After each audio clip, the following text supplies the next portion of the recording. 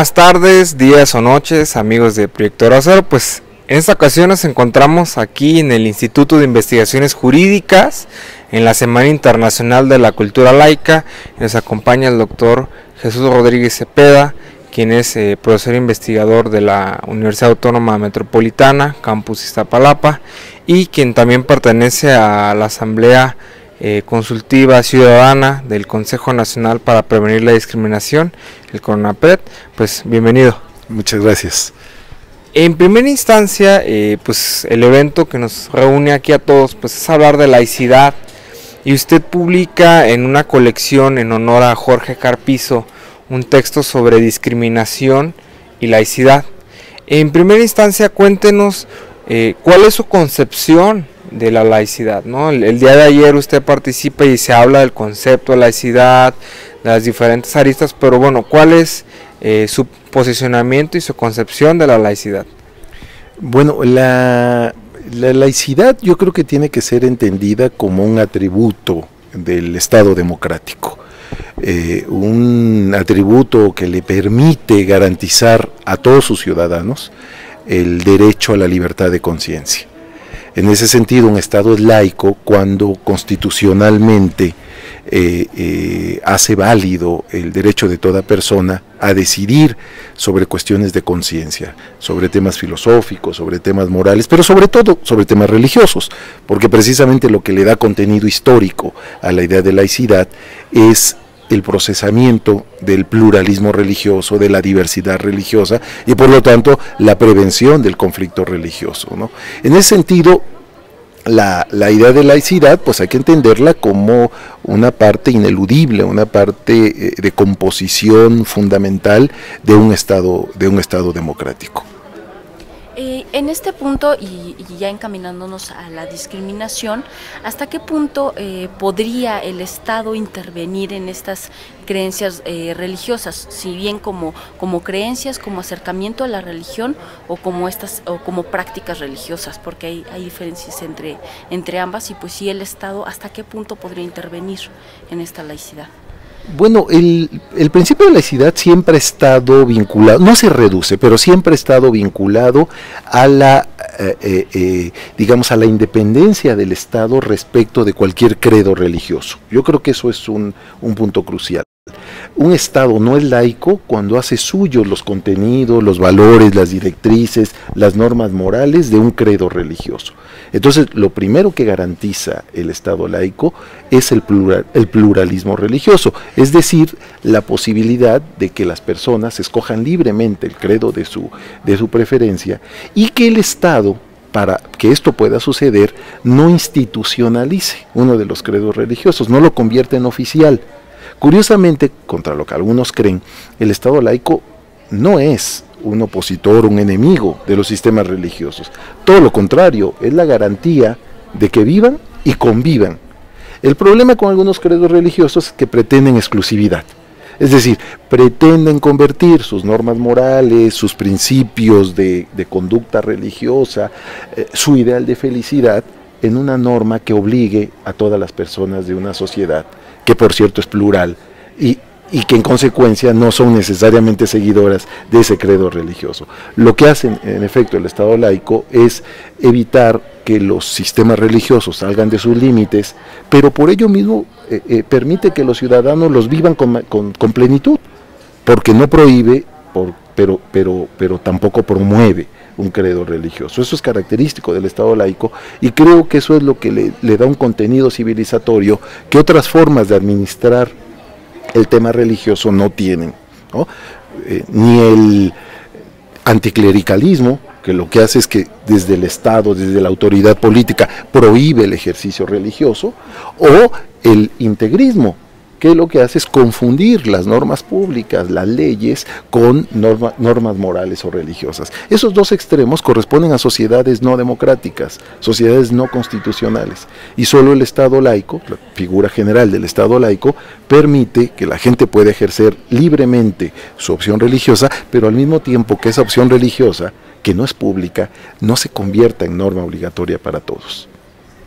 Ahora bien, yo quisiera que nos explicara un poco qué debemos de entender por discriminación en primera instancia, y cuáles serían las prácticas discriminatorias más comunes en materia religiosa. Bueno, en la discriminación creo que ahí nos ayuda mucho la Constitución mexicana. Por fortuna, desde 2001 tenemos la cláusula constitucional de no discriminación, que establece claramente la prohibición de toda práctica discriminatoria que fundada en determinados atributos, ¿no?, que motivada por determinados atributos de los grupos o las personas, como la discapacidad o la edad o el sexo o la creencia religiosa, tenga por consecuencia anular sus derechos, ¿no?, sus derechos y libertades. Yo creo que la Constitución es muy clara, y en ese sentido nuestro sistema constitucional se inscribe en la línea general de los estados que tienen garantizada, por lo menos establecida constitucionalmente, la no discriminación. En el caso particular de la relación entre el derecho a la no discriminación y la libertad de conciencia, hay dos formas específicas que yo encuentro.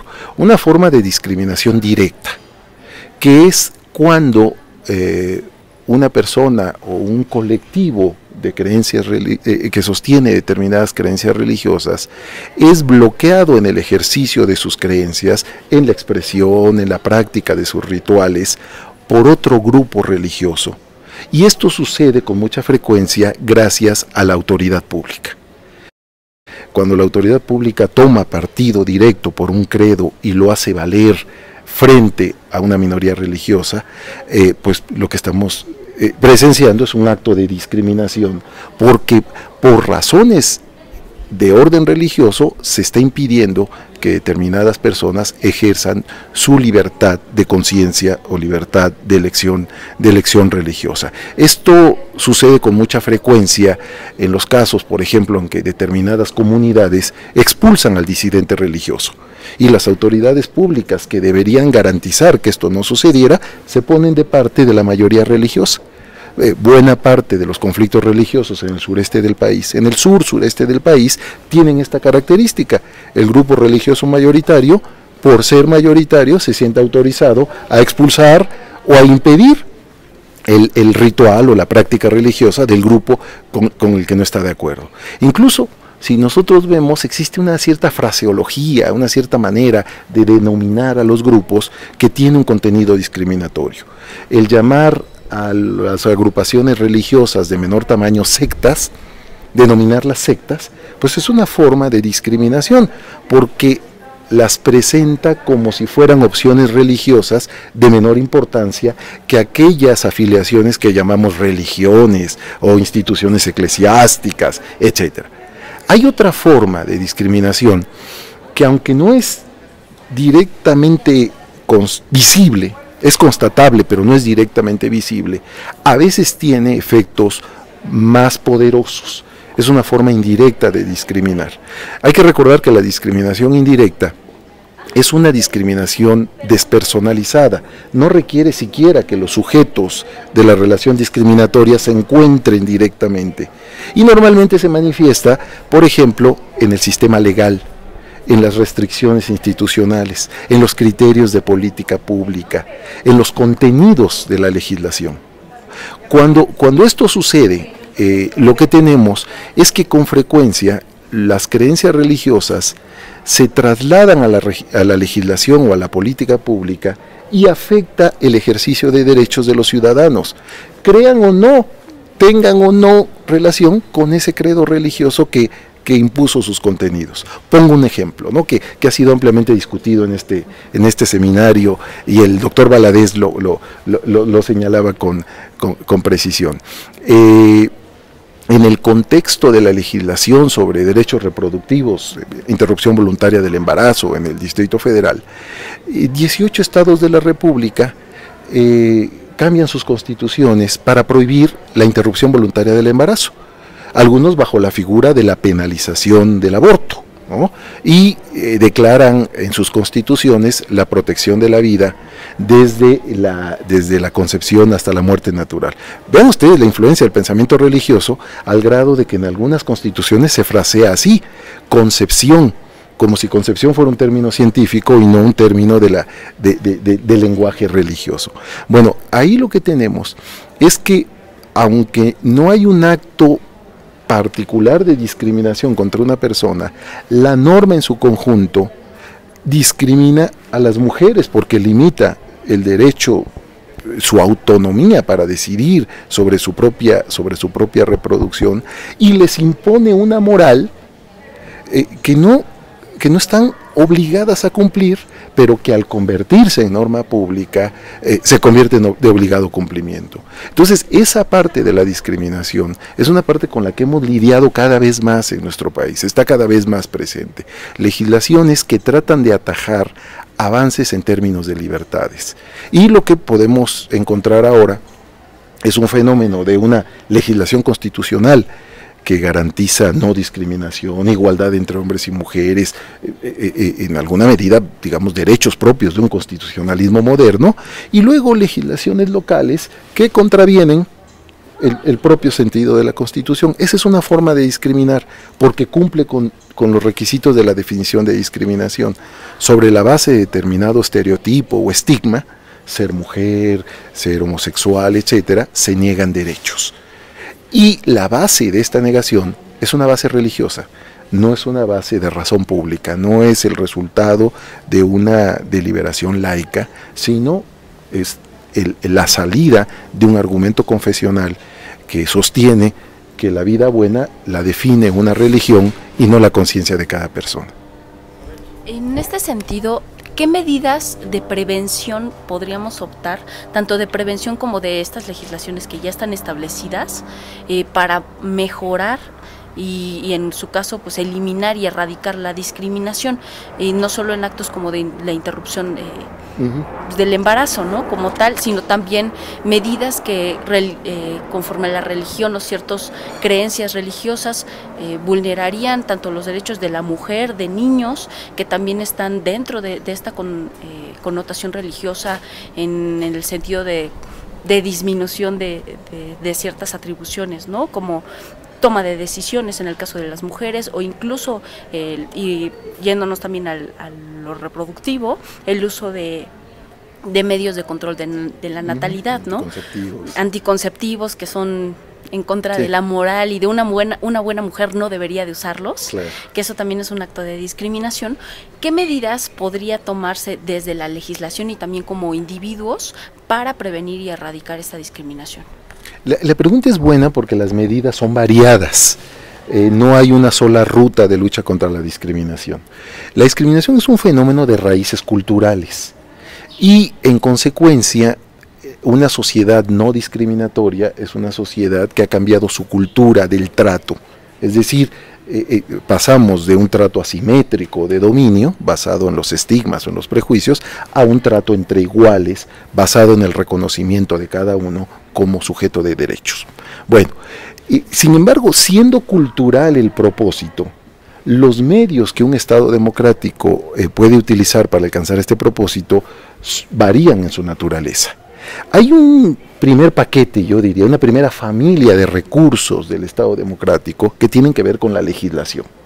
Es decir, un Estado democrático debe primero prohibir las formas sociológicamente reconocidas de discriminación, y tiene que crear una sanción institucional, es decir, establecida en códigos de distinto tipo, que puede llevarse al terreno jurisdiccional o por el terreno administrativo, pero sanciones para los actos de discriminación.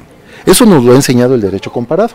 Es decir, ¿cómo sabemos que funciona el sistema de sanciones? Pues porque hay sociedades democráticas que sancionan por distintas vías, habría que ver cuáles son las más adecuadas en nuestro país, los actos de discriminación. Esa es una primera tarea en la que nuestro país ha quedado corto, porque la legislación federal, por ejemplo, es muy escasa, digamos, de muy poca productividad en el terreno de la sanción directa. No necesariamente hay que entender penalización del acto discriminatorio como llevar a la justicia penal la discriminación.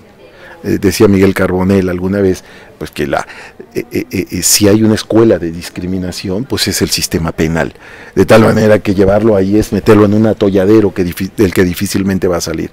Pero sí penalización en el sentido de sanción o de castigo, que puede ser por la vía civil, ¿no?, por la vía administrativa, que no deje impunes los actos de discriminación. Entonces, esa primera gran familia la hemos visitado poco, por decirlo así, está poco desarrollada, está desatendida, y a los legisladores les da miedo, para no parecer represivos, les da miedo intervenir en ese terreno.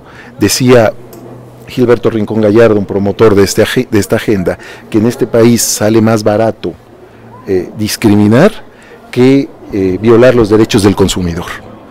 Porque la violación de derechos del consumidor admite sanciones, mientras que la discriminación, que es la violación del contenido del primer artículo de la Constitución, de lo que llamábamos antes nuestra primera garantía constitucional, esa sale gratis violarla, ¿no?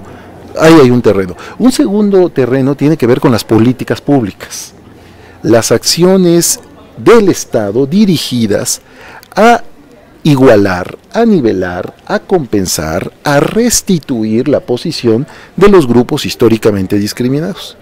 Ese es un terreno, si se dan cuenta, no de protección, sino de promoción, de recuperación de las condiciones, de las capacidades de los integrantes de estos grupos para que puedan acceder a sus propios derechos. Un solo ejemplo, si no tenemos una educación inclusiva o incluyente, pues un niño con discapacidad nunca va a poder ejercer su derecho a la educación, porque cuando llega a la escuela no hay una rampa, no hay un elevador, no hay un acondicionamiento para que pueda recibir educación, y entonces se le hace, por la discriminación, nugatorio un derecho constitucional. Entonces ahí la política pública es muy importante, y hay una amplia batería. Sí. Amplia, becas, programas de capacitación laboral, hasta las cuotas de representación política, cuotas de representación en el mundo laboral, etcétera, etcétera. Desde luego van con discusión, hay una amplia discusión sobre la pertinencia y efectividad de cada una de estas rutas. Y yo creo que el otro gran terreno es el terreno de la batalla educativa, que debe acompañar a estos dos procesos que son claramente estatales. Yo diría este tercer proceso nos abarca culturalmente y tiene que ver con la reforma de los procesos educativos informales y formales. Yo pondré el acento en los formales. La escuela tiende a ser una reproductora de la discriminación. Los niños aprenden a discriminar no solo en la familia, sino en la escuela. La escuela asigna roles, la escuela reproduce prejuicios. La escuela pone las condiciones para la violación de derechos de los que serán adultos, pero la escuela tiene la virtud de poder reformar esas prácticas, de convertirse también en una promotora de la igualdad de trato. Entonces, buena parte de la lucha antidiscriminatoria se juega en la escuela, se juega en el terreno de las instituciones educativas. A diferencia de otras instituciones que nada más reproducen valores, la escuela tiene la virtud de poner en crisis los valores tradicionales y obligarnos a transformarlos o por lo menos dudar de ellos, ¿no? Cada uno, como ustedes que son universitarios, pues recordamos cómo éramos antes de estar en la universidad y cómo hemos salido después. Alguna transformación hemos tenido, y esto no sucede con todas las instituciones. Normalmente es un privilegio de la escuela, ¿no?, en sus distintos niveles. Esta última estrategia no puede darse sin las anteriores. No podemos creer que basta con un cambio de educación, con un cambio de perspectiva, con un convencimiento racional de que no es bueno discriminar, para que se reduzcan o se eliminen las prácticas discriminatorias. Si no hay sanciones, si no hay política pública, es decir, si no hay una acción completa del Estado y la sociedad, olvidémonos de la reducción de la sociedad. Los estados en los cuales se han reducido las relaciones de discriminación, o para decirlo de manera no pesimista, ¿no?, donde se ha ganado en igualdad de trato, en acceso equitativo a derechos de todas las personas, independientemente de su sexo, de su edad, de sus capacidades, etcétera, son aquellas que han conjugado bien estas estrategias, ¿no? Han castigado los actos de discriminación, han diseñado políticas públicas focalizadas a los grupos que históricamente han sufrido discriminación y han tratado, a veces ganado, pero por lo menos han dado la batalla educativa para cambiar lo que los antropólogos llaman el imaginario colectivo que compartimos sobre la desigualdad de trato. Y en cuanto a estas construcciones socioculturales que nos hemos creado y que aquí en México particularmente tenemos demasiado arraigadas, y en virtud de la necesidad, por ejemplo, que tiene el CONAPRED de una sanción no solamente en materia privativa de la libertad, ¿no? Sí. Que no sería lo ideal, sino sería mejor una corrección. ¿Hasta qué punto podrían sugerirle o sugerirse, y ya como último punto, la inserción de programas de psicología, por ejemplo, algún programa comunitario en el que se brindara una atención psicológica para hacer esta conciencia de que se necesita un cambio, no solamente para modificar nuestras conductas, sino para adaptarlas y erradicar la discriminación? ¿Hasta qué punto se podrían llegar a estas comunidades a través de programas? Y en su caso, ¿a quién le tocaría realizarlos? Bueno, el propio marco constitucional, incluso de manera muy clara tras la reforma constitucional en materia de derechos humanos, establece que la garantía de los derechos humanos, y la no discriminación es un derecho humano de nuestro sistema constitucional, es obligación de todos los poderes públicos. No toca al CONAPRED, el CONAPRED tiene el nombre, pero en efecto es una obligación de todo poder público, incluso nuestra división de poderes, ¿no? Si la quieren vertical o horizontal, ejecutivo, legislativo y judicial, federal, local y municipal. Todos los poderes tienen la obligación de garantizar el derecho a la no discriminación. Y tendrían que utilizar los recursos necesarios, diríamos en todo caso los recursos disponibles de una manera celosa, de una manera cuidadosa, para que la garantía de este derecho se haga posible. Buena parte de la lucha antidiscriminatoria tiene que ver con lo que señalas, con la reforma de la mentalidad. Y ahí tenemos un hueso duro de roer, hay que decirlo con mucha claridad. Una sociedad no se vuelve antidiscriminatoria de manera rápida. Es una tarea de mediano y largo plazos, pero es una tarea que tiene que darse, es nuestra obligación, no solo constitucional, yo diría moral, ¿no? en favor de la igualdad. Y hay una razón de que sea tan difícil transformarlo. La discriminación no es un error para toda la gente, a mucha gente le parece beneficiosa. Como la discriminación es una relación de dominio, es siempre una situación en la cual un grupo obtiene ventajas de la práctica discriminatoria. No es cierto que todos perdamos con la discriminación. Hay grupos que ganan de manera injusta e injustificada, pero salen ganando. Las relaciones de desigualdad de género permiten que los varones tengan una ventaja ilegítima sobre las mujeres. Las relaciones étnicas permiten que los mestizos y los blancos tengan privilegios sobre las poblaciones indígenas. Las relaciones de identidad sexual permiten que los heterosexuales ejerzan dominio sobre los grupos o minorías sexuales. Entonces, yo creo que en ese sentido no se debe perder de vista que lo que dificulta la tarea de construir una sociedad de no discriminación es precisamente el sistema de jerarquías y de beneficios, de privilegios en una palabra, que tiene que desconstruirse, que tiene que desmontarse para que efectivamente podamos tener todos acceso a los mismos derechos. Es por lo tanto una tarea política de largo plazo, y si queremos tener resultados más o menos claros en un tiempo razonable, hay que empezar ya, y hay que empezar como se debe hacer. Ahí el derecho internacional ha sido pues muy ilustrativo, porque nos muestra cuáles son las rutas. No hay mucho que inventar, tal vez afinar, tal vez aplicar a nuestro contexto, pero hay muchas enseñanzas que nos hemos estado perdiendo, porque a veces tenemos la impresión de que este no es uno de los grandes problemas nacionales. Yo solo cierro invitándoles a que lean las 2 encuestas nacionales sobre discriminación. Somos una sociedad horrorosamente discriminatoria, de tal manera que ya tendríamos por nuestro beneficio y los de las generaciones que vienen, empezar a tomarnos en serio esta agenda. Pues muchas gracias, doctor, por este tiempo. Agradecemos que nos haya podido compartir su experiencia trabajando la cuestión a la no discriminación, y pues esperamos que el seminario que estamos presenciando estos días rinda muchos frutos, y pues esperamos seguir viendo su participación aquí en las mesas de discusión. Pues gracias a ustedes y felicitaciones por el proyecto tan interesante que ennoblece a los estudiantes universitarios. Muchas gracias. Al contrario.